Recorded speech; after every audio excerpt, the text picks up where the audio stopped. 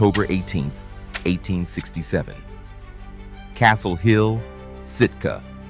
The Russian flag comes down. The American flag goes up.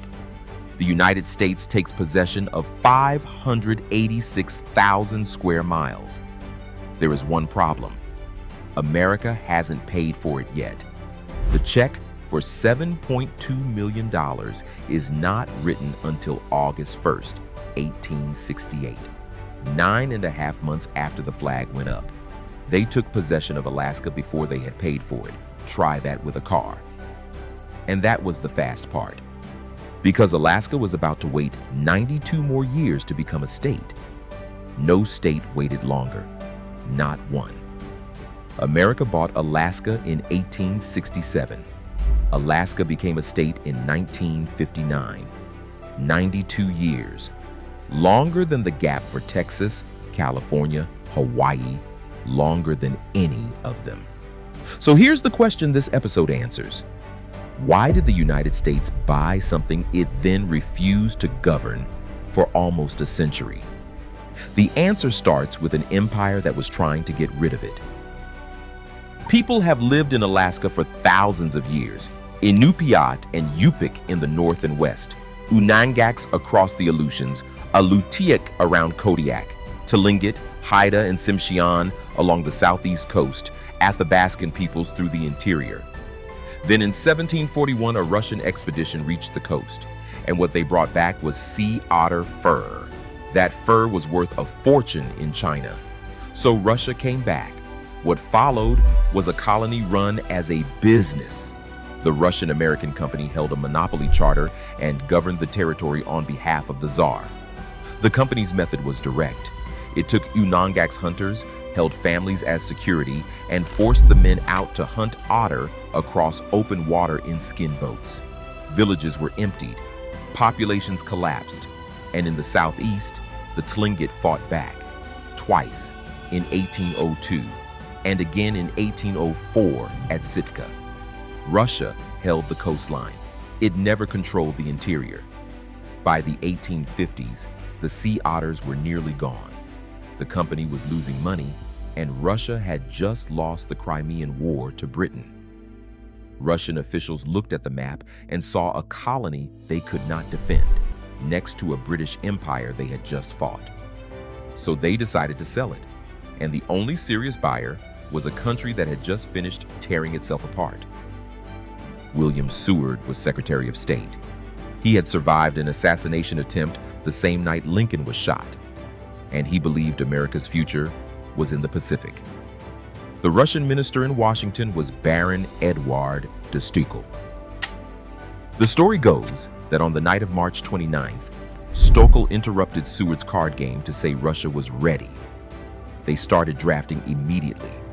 The treaty was signed the next morning, March 30th, 1867. The price was $7.2 million, about 2 cents an acre. The Senate had to approve it, and the newspapers had already made up their minds. They called it Seward's Folly, Seward's Icebox, a frozen wasteland bought with money the country did not have, in a year when the national debt was over $2.7 billion. But Senator Charles Sumner, who chaired Foreign Relations, had read the Smithsonian expedition reports. He knew what was in there: fur, timber, fish, minerals. He stood up and spoke in favor for over 3 hours. On April 9th, 1867, the Senate approved the treaty 37-2. Then it stalled because the money had to come from the House, and the House was in open warfare with President Andrew Johnson. They were weeks away from impeaching him. Funding his Secretary of State's pet project was not a priority. So the flag was raised at Sitka in October 1867, with the bill still unpaid. The House finally voted the money through on July 14, 1868, 113-43. Russia was paid on August 1st. America now owned the largest piece of territory it would ever buy. Nobody in Washington had any idea what they had just bought. It would take them 92 years to find out. So America owned Alaska. Now what? For 17 years, the answer was nothing. Congress made no provision for a territorial government. None. No legislature, no courts, no land law, no way to legally own property. Instead, the Army was sent to administer it. Then in 1877, the Army pulled out entirely, and for a stretch, the customs collector was effectively the only federal official in Alaska. Then the Navy took over in 1879. 3 different arms of the federal government, none of them designed to run a civilian society. Meanwhile, Russians who wanted to leave left. At least 537 sailed home in the first year. And the Alaska Native peoples, the overwhelming majority of the population, were told to obey American law. They were not made American citizens. That would not happen until 1924. 57 years of being governed by a country that did not count them as its people. The first census in 1880 found about 33,400 residents. Fewer than 500 of them were non-native. Residents petitioned Congress over and over for a government. Congress wasn't interested in spending money on a place with almost no voters in it. What finally changed it was gold. Joseph Juneau and Richard Harris struck it at Silverbow Basin in 1880. Suddenly there were miners, and miners needed land titles, and land titles need courts. In 1884, Congress passed the Organic Act. Alaska finally got a civil government 17 years late. It was the bare minimum. 1 governor, 4 commissioners, and no legislature at all. But the gold that forced the issue was just the first strike. The big one was coming. 1996, gold in the Klondike. The rush runs through Alaskan ports and floods the north with people. 1999, Nome. 1902, Fairbanks. Boom towns appear on empty coastline in a single season.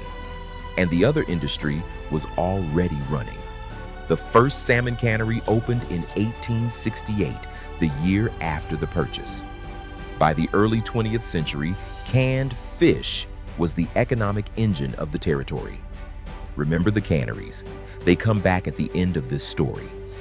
On August 24th, 1912, Alaska finally became a full territory with its own legislature.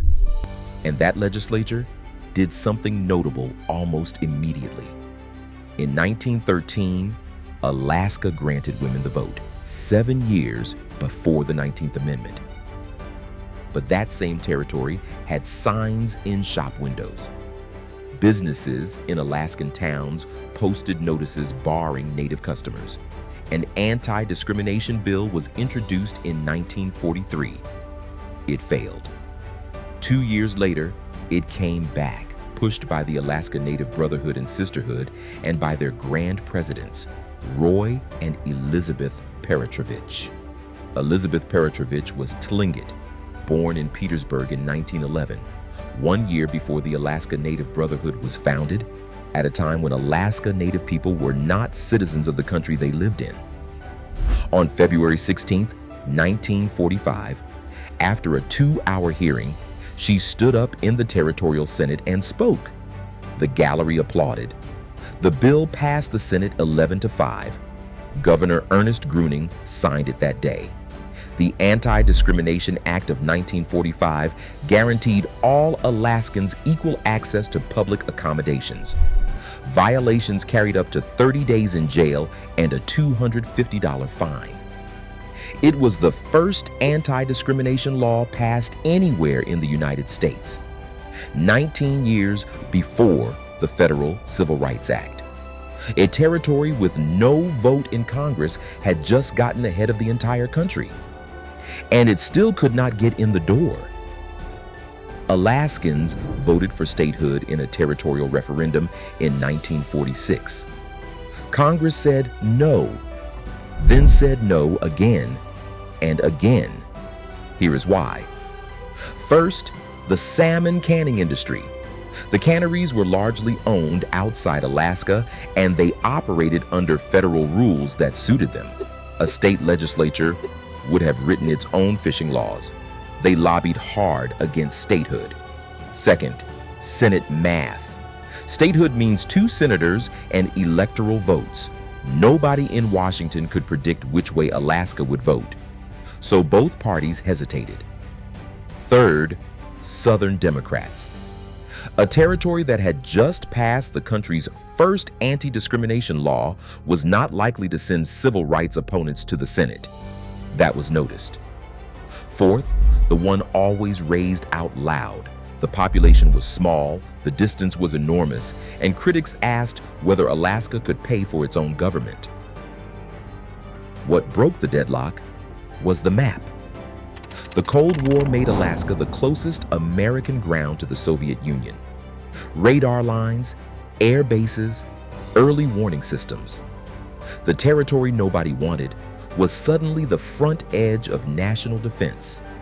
President Eisenhower signed the Alaska Statehood Act in 1958. And on January 3, 1959, Alaska became the 49th state. 4 days later, Bob Bartlett and Ernest Gruening were sworn in as Alaska's first senators, Gruening being the same governor who had signed the Anti-Discrimination Act 14 years earlier. 92 years after the flag went up at Sitka, Alaska finally had a vote. So why did America buy something it refused to govern for almost a century? Because it never really understood what it had bought. $7.2 million, 2 cents an acre. Alaska has since returned that many times over in fish, in timber, in gold, and after 1968 in North Slope oil. And the question the 17 lost years left open, who actually owns this land, was not addressed until the Alaska Native Claims Settlement Act in 1971, more than a century after the purchase. America bought Alaska in a single night of card table diplomacy. It has spent every year since figuring out what that actually meant. Which one got you? Taking possession before paying, the 17 years with no government at all, or a territory with no vote in Congress passing the first anti-discrimination law in the country? Tell me below. And subscribe every episode, one state, the real version.